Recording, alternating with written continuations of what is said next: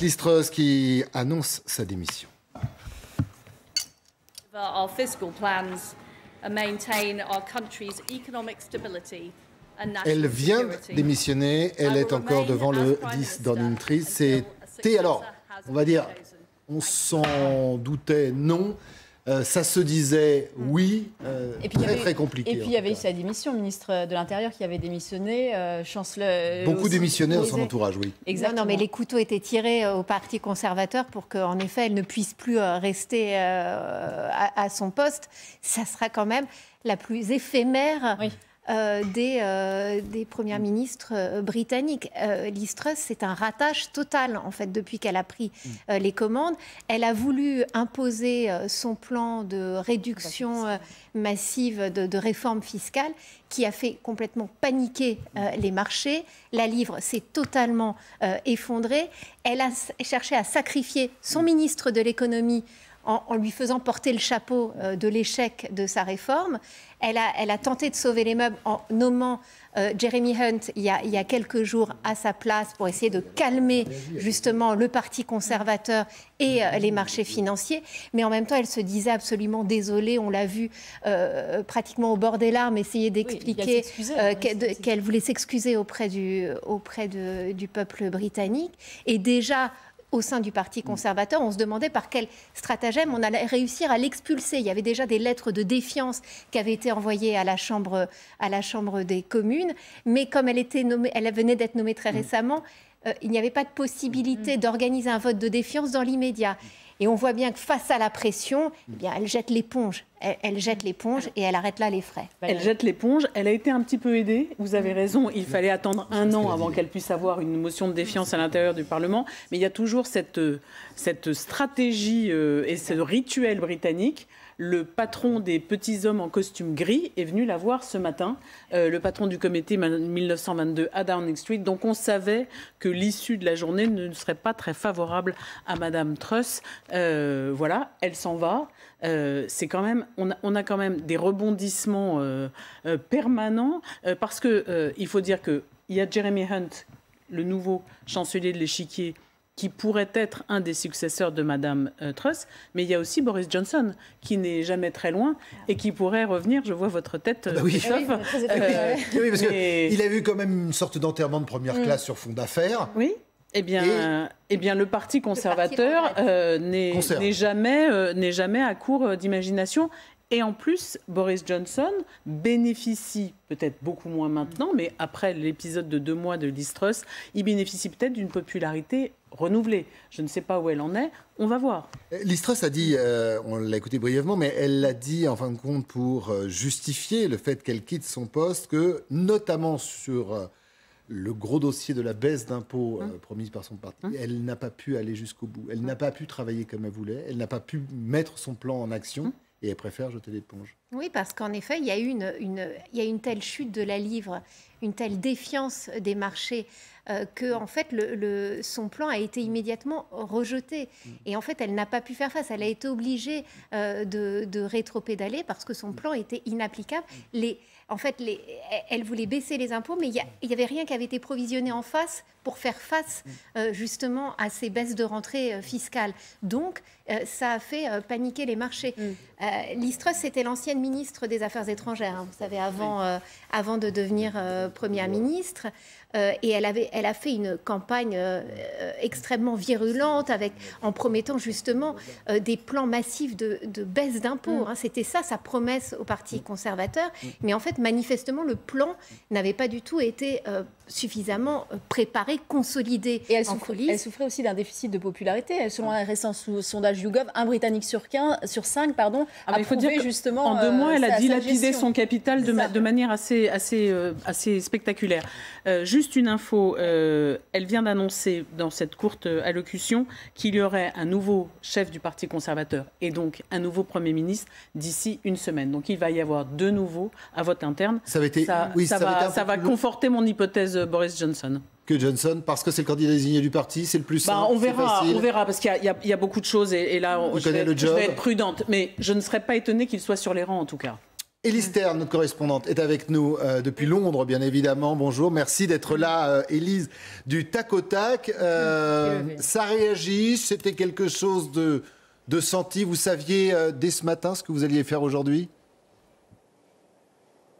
Alors évidemment, cela fait déjà plusieurs jours, voire plusieurs semaines que Liz Truss est en mauvaise posture. On peut dire que le début de la fin a commencé le 23 septembre avec la présentation de ce mini-budget qui n'avait de mini que le nom, mais qui était en fait un vrai Big Bang fiscal très inhabituel pour le Royaume-Uni et qui a entamé la crédibilité sur les marchés économiques. Mais ce qu'on peut dire, c'est que ces derniers jours, cela semblait s'accélérer pour Liz Truss et pour le désaveu de Liz Truss par rapport au Parti conservateur, notamment avec la nomination d'un nouveau ministre de l'économie qui a fait demi-tour sur presque toutes les réformes fiscales qu'elle avait annoncées. Il a fait une conférence de presse pendant laquelle Liz Truss n'était pas là. Cela montrait donc le manque de crédibilité vis-à-vis de son parti. Bref, Liz Truss s'est mis les membres du Parti conservateur à dos, les députés du Parti conservateur à dos. Et ça explique sa chute aujourd'hui. Et puis aujourd'hui, elle a vu Graham Brady, qui est le député qui est en charge justement des nominations des premiers ministres. Et donc évidemment, ce n'était pas une rencontre anodine alors qu'elle n'était pas inscrite au planning de Liz Truss. C'est là qu'on s'est dit que cela pouvait s'accélérer très rapidement. J'en profite pour saluer, mais restez avec nous, Lucie Barbazange qui vous accompagne, à qui on doit ces images. Dites, alors, on n'est pas... On aime les bookmakers, moins que vous, certainement, parce que vous êtes quand même dans leur pays. Mais il y avait quelque chose qui se tramait sur le plateau, sur le remplaçant tout désigné. Valérie nous le disait, dans moins d'une semaine, on aura le nom et un revenant, Boris Johnson. Que disent justement les bookmakers ? Quelle est la cote de Boris en ce moment ? Alors évidemment, le nom de Boris Johnson figure parmi les hypothèses, mais ce n'est pas le seul. Il y a évidemment le nom de Jeremy Hunt, qui est justement le nouveau ministre, pardon du lapsus, le nouveau ministre des Finances de Liz Truss, qui est celui qui est venu rassurer les marchés et présenter la nouvelle politique économique du Royaume-Uni. Et puis il y a d'autres noms qui circulent sur les réseaux sociaux. Je veux dire que j'ai eu l'occasion à plusieurs reprises de rencontrer Liz Truss et nous avons encore échangé cette semaine et nous avions une relation de travail qui se construisait et je souhaite que, en tout cas, la Grande-Bretagne puisse trouver le plus rapidement possible la stabilité, aller de l'avant. C'est bon pour nous et c'est bon pour notre Europe. Voilà. En tout cas, nous allons... D'abord, je voulais, avant de commencer ce conseil, vous dire que ce matin, nous avons tenu à la représentation permanente française une réunion avec l'Espagne et le Portugal sur la question des interconnexions, qui, vous le savez, a été beaucoup commentée depuis le début de la guerre et de la crise énergétique qui s'ensuit.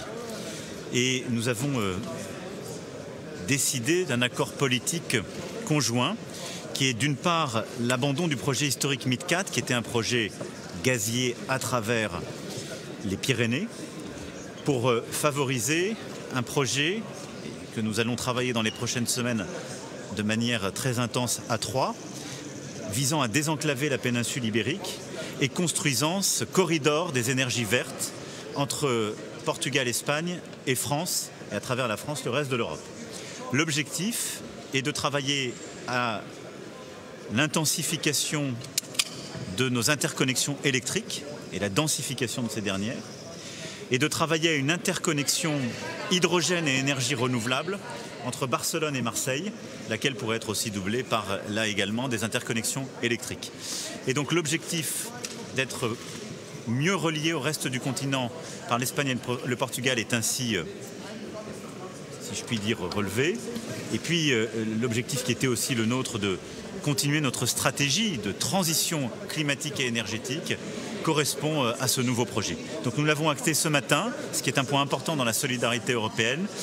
Nous le travaillerons les prochaines semaines et je serai en décembre en Espagne pour finaliser ce projet qui a vocation justement à bénéficier de financement européen.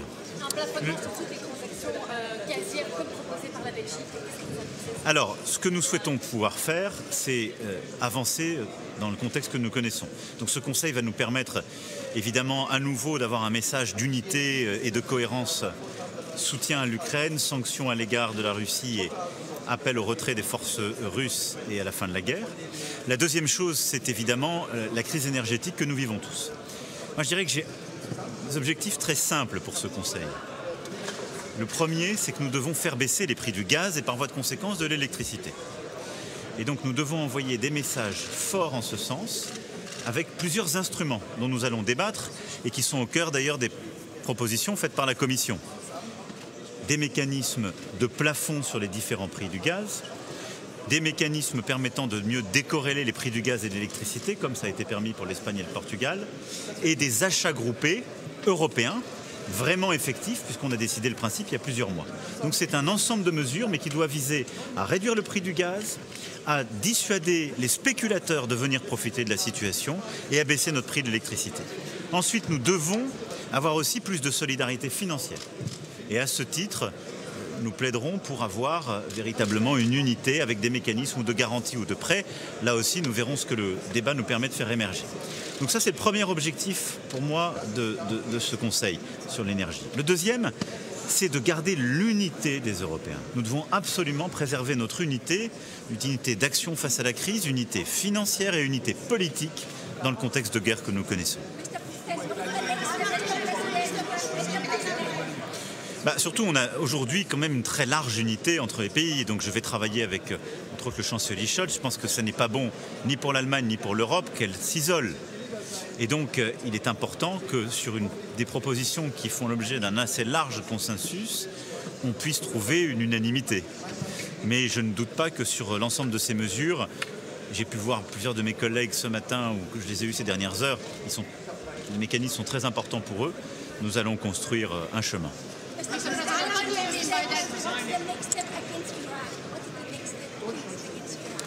Écoutez, sur ce sujet, j'aurai l'occasion d'y revenir de manière appropriée, mais notre souhait, c'est de pouvoir, là aussi, avoir un dialogue politique exigeant, visant d'une part à véritablement stopper ce qui est fait aujourd'hui et les attaques directes et les violences insupportables à l'égard des populations civiles.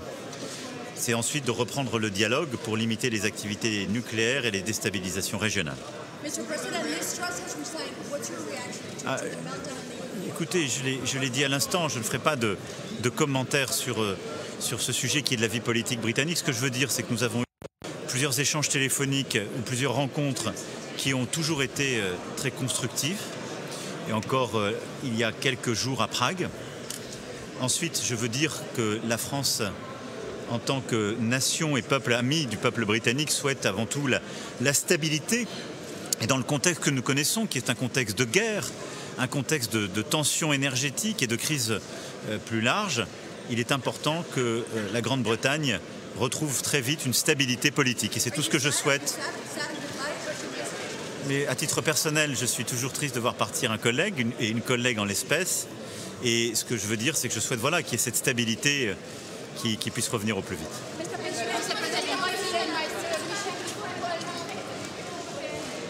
Non, je ne dirais pas qu'il y a de panne en ce qui me concerne. Je suis depuis le début, et depuis plus de 5 ans maintenant, toujours là pour essayer de proposer, d'avancer, de bâtir l'unité. Et je pense qu'il n'est pas bon qu'un pays s'isole. Et donc je pense que notre rôle, c'est de tout faire pour qu'il y ait une unité européenne et que l'Allemagne en fasse partie. C'est comme ça que je vois la fonction qui est la mienne, le rôle qui est le mien. Et donc je souhaite vraiment qu'on puisse trouver ces voies de convergence, mais nous avançons et nous continuerons d'avancer. Merci beaucoup.